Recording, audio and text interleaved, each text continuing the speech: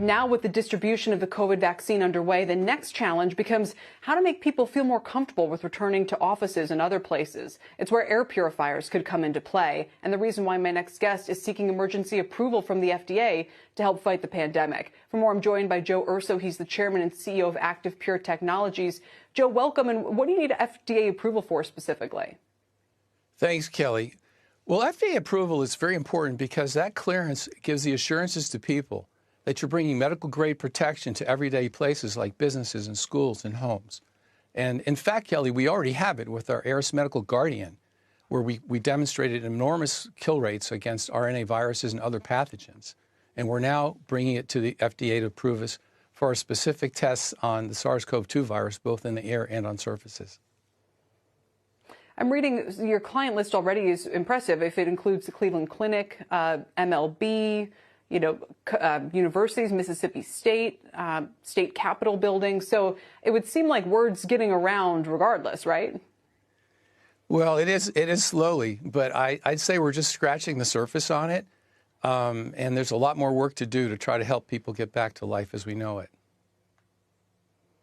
What specifically does your air filter do? So for those of us who are concerned about going back into a restaurant, is it the kind of peace of mind where I say, okay, well, I'm okay going into a restaurant that has an air purifier in it, but I'm not with one that doesn't, for example. Is it that kind of get out of jail free card, or does it not quite, make things perfectly safe? I'm sure nothing can. Well, let's say this, it complements other solutions but in a material way. We recently got our test results back from the University of Texas Medical Lab, where we killed 99.9%, more than that actually, of the SARS-CoV-2 virus that was nebulized at over 10 million particles per milliliter.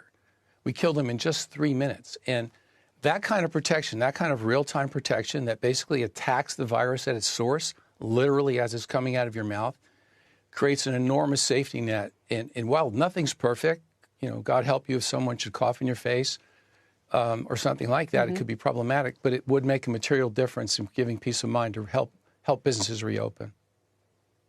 But do you think if this were widely deployed, that would actually go a long way towards getting us back to normal, no matter what's happening with vaccines and so forth?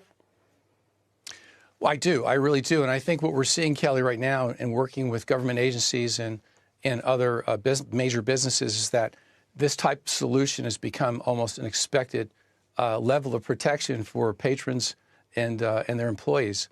So I do believe that this technology will, in fact, become ubiquitous over time, as people become more aware of, as we are now, of the risks that we have from airborne pathogenic diseases. Shepard Smith here. Thanks for watching CNBC on YouTube.